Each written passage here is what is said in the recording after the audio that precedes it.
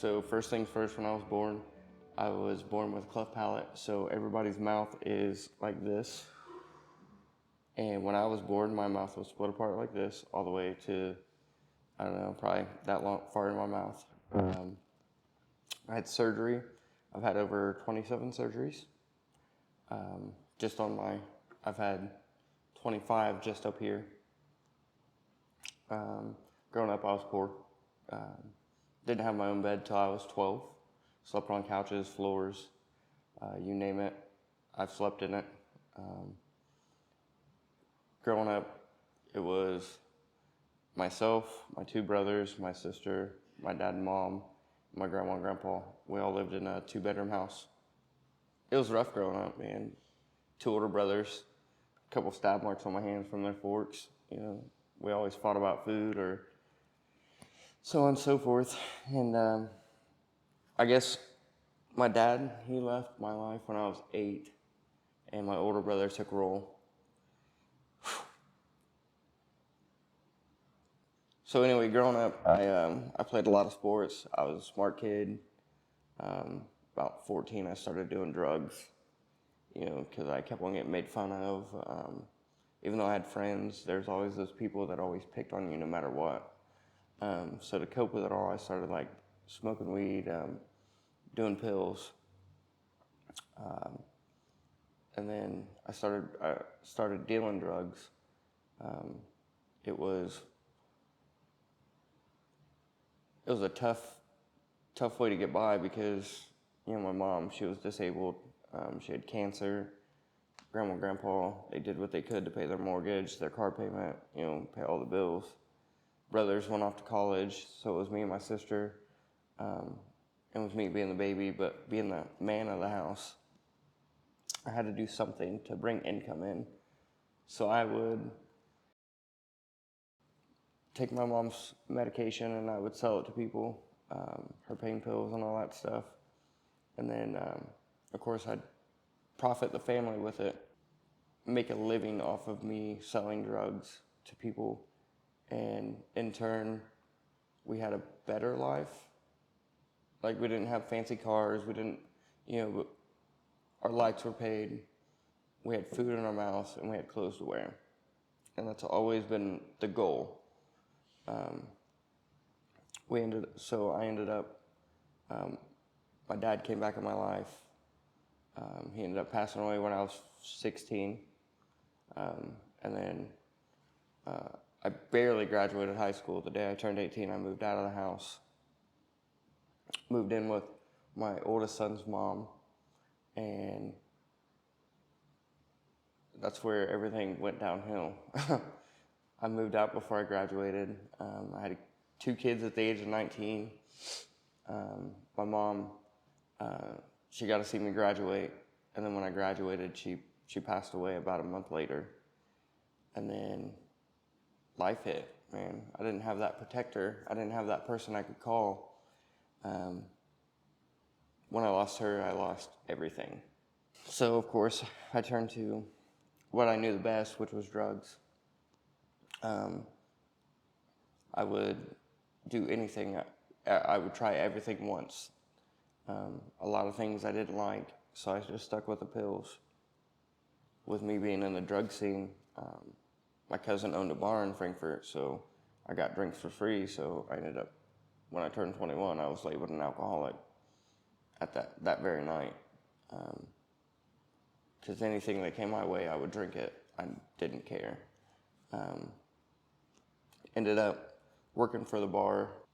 So I would get off work at like 2 o'clock in the afternoon and then go straight to the bar and work. I would get paid to just sit there and make sure everything stayed calm. So it was kind of like, I looked at it as a job when it was actually just an excuse for me to get drunk. I would get off work, go to the bar, get drunk, do some pills in the bathroom, and then go outside and get in a fight. In that order, go home, get up, go to work, just every single day. I had lost my job at the factory at the time, and I was working at a gas station about 20 miles away from Frankfurt. And I would get off work there, second shift, come over, go to the bar, have some drinks, go back to Frankfurt, fight, and just do it all over again. One night I was supposed to open on a Sunday morning. So we go to a bar here in Lafayette one night, on that Saturday night, and I'm like, man, I gotta go. I gotta open up at 6. And they're like, oh yeah, no, it's cool. And I was like, no, you guys are just trying to get rid of me. So I just stood there and drank, and everything hit me at once. Everything I'd lost, and so I just got drunker and drunker and drunker. Ended up, I'm leaving the bar, and I don't remember where I am. Don't know who I came with. So the one person I could call was my best friend, Tyler. He worked at Subaru, and I knew he was getting off work at 3. Called him at 3:10 and said, hey, dude, I'm drunk and lost. I need your help. I think I'm in Lafayette. So I call him. He says, stay where you are. I know exactly where you're at. I'll be there. So he shows up to the exact gas station I'm sitting at. And he says, I'm going to take you to 65, and you're going to follow me home. Okay, easy enough.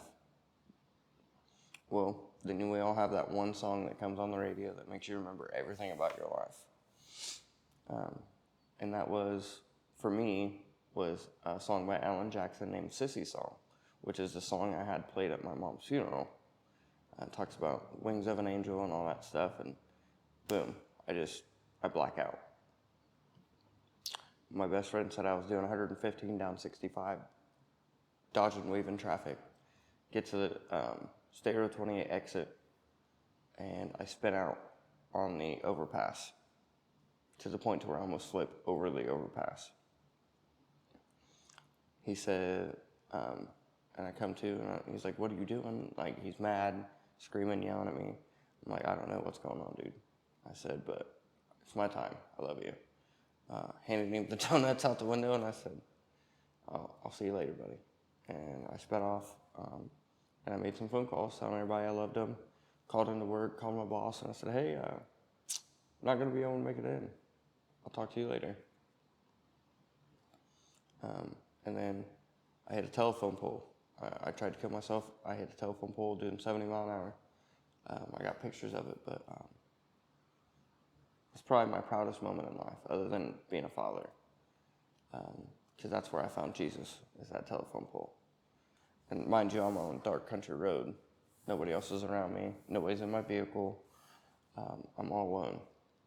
Well, I thought I was. So I hit, right before I hit this telephone pole, somebody said, it's time to change. I'm here to help you. I said, okay. I hit the telephone pole. And then when I come to, the telephone, or the power wires were on the ground sparking, going off. And when I had just, opened my eyes, I heard, hey, come this way. So I turned and looked, and the back glass of my truck had been broken out from the wreck. So I had flipped over, and I'd crawled, and somehow I still had my phone in my pocket. So I called the EMTs, and I called the sheriff, and I said, hey, I'm out here by ADM and Fickle. I'm the guy that everybody's looking for. And the sheriff says, are you okay? Are you okay? And I said, yeah, I'm fine. I said, Jesus saved me. And he said, what? And I said, Jesus was in the car with me. And he's like, you're drunk, you need to sit down. EMTs show up. First thing guy says, he goes, man, did number on that truck, didn't you? And I said, yes, sir, I did. And he said, well, Philippians 4:13, you can do all things through Christ who strengthens you. And he said, this is your rock bottom. You can only go up from here. And I said, what? And he just started talking to me, and I was like, all right, whatever, bud. Let's just go to the hospital. I've always been a real comical guy. And for the 7 hours I was in the ER, I was the life of the party. Uh, everybody wanted to stop by and see who the comedy guy was that tried to kill himself. It's really hard to say that, man. When I get to the hospital or the mental ward, I am met with this nice lady who's wearing, I can't remember her name. She was wearing she was one of my nurse's aides. She was wearing a cross, and I was like, oh, that's a nice cross. And she goes, yeah. She goes, one thing I always tell every patient that walks in here, Philippians 4:13. I said, what? I said, the EMT that was in the truck just said the same thing. I said, what does that even mean? And she goes, you can do all things through Christ who gives you strength. So I'm going through, and every night I talk to my grandpa and I talk to my sister, and they'd call me and we'd converse. And one night my grandpa says, you know what, bub? And I said, what, Papa? And he goes, Philippians 4:13. God's going to give you the strength. I know he is. My best friend's like, hey, you owe me one. And I said, what do you mean I owe you one? And he goes, you sent me on a 5-hour chase. You owe me one. Go to breakfast with me on Sunday morning. Okay. Say less. And I said, give me the address. Which, when he gave me the address, I didn't pay no mind to it. I didn't have a phone at the time, but I knew Frankfurt pretty well, really well. So I was like, all right. So I show up, and it's a church. And I'm like, oh gosh, okay. I said, well, I'm about to walk in here, and it's about to burn down. I walk in there, and the associate pastor his name is Ron Masters. Ron is a very good friend of mine now, more like a father figure. Gabe, and I was like, Ron, and he goes, we've been praying for you. I was like, shut up. And I said, I bet you're about to walk up and tell me something about Philippians 4:13, huh? And he goes, how'd you know? And I said, because everybody's telling me this. He said, yeah, with God, you can get all the strength you need to make it through wherever you need to go. I got baptized. Let's see, so my wreck happened in November. Started going to church in December. I got baptized that January. I was like, it was awakening, Once that water rolled off my face, it was, a huge gasp, and I turned, and everything was brighter, everything was louder, everything was fresher, I started seeing my youngest son more. Ended up, every Sunday I would take my niece to church with me. And then she would go home and tell her mom about it. And her mom's like, oh yeah, whatever, ended up, her mom started going to church. We ended up getting my other niece to go. The whole kit and caboodle went, man. My sister, her husband, and all 45 of her kids. She only has 5, but it's an inside joke. They ended up, we all ended up talking my older brother into going. And it was to the point where I had my own row at church. We keep going to church, and we're growing in Christ together, and it's a beautiful thing, man. We're starting to see my son more, see my kids more, just being the person I was supposed to be, right? They had all gotten baptized. My brother-in-law, my sister, and the 2 oldest. And they'd gotten baptized. One of the greatest days of my life. Everything was going great. Amazing. Their life started getting better just in the next couple of days after being baptized. And I was like, that's what Christ does for you. I wasn't ready for the next task that God had set in my path. Work one morning, working at the saw place. I'm running my machines and wearing my earphones, and my phone goes off, and I'm like, man, I can't talk to nobody. I'm at work. Phone goes off again, and it's my sister. I'm like, Tilly, I'm at work, man. What in the world do you want? She's screaming. And I'm like, what's going on, Tilly? Tilly, talk to me. She goes, my house. And I said, what about your house? She goes, it's on fire. okay, I'll go. I'm on my way, don't worry. I get to the house and I just hear everybody crying. And I'm like, man, it's a house fire. Like, why is everybody crying? I know my two oldest niece and nephew. I know they're at school. So my sister was at work, and it was my brother-in-law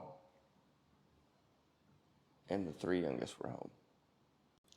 I ended up losing my youngest nephew on that day to a house fire. Most lovable little boy you'd ever meet. I make it to my sister, who is 3 houses away. I just wrap her up. Sis, what's going on? She tells me. I'm in shock. I don't know. I don't know how to respond. I don't know.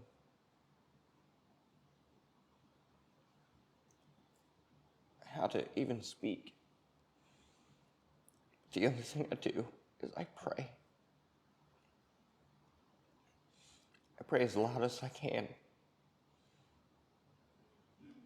And when I get done praying, I look and there's like 20 people around us.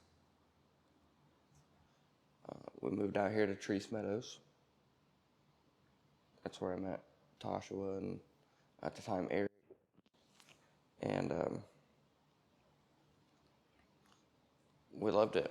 We still love it here. Ended up, when I was working at Subaru, the hours were getting short. So we were trying to figure out how we were going to pay bills. And one morning I walk in the office of the leasing office, and Tasha and Eric are in there, and they're like, hey, you work at Subaru? And I was like, yeah. And they're like, how do you like it? And I was like, it's okay, short hours right now. And they're like, well, we're looking for a part-timer. You should apply for it. I'm like, oh, okay, whatever. So I applied for part-time, and I get accepted, and I didn't know how much of a blessing that was in my life. I accepted the full-time supervisor position here about 6 months ago, 5 months ago. It's been a battle, honestly, but my best friend sitting in that office over there, she's, her and I are the dream team. We're new people are watching this, come take notes, because we're the #1 property. No, honestly, I don't know where I would be without this job. Going from being the poor, broken, not worth a crap person, nobody liked me, other than my little friend group I had, to losing some important people in my life, to being the medium likable guy that people kind of liked, to now, I don't care if you like me. I'm going to tell you about God. I turned him from a dope dealer to a hope dealer, you know what I mean?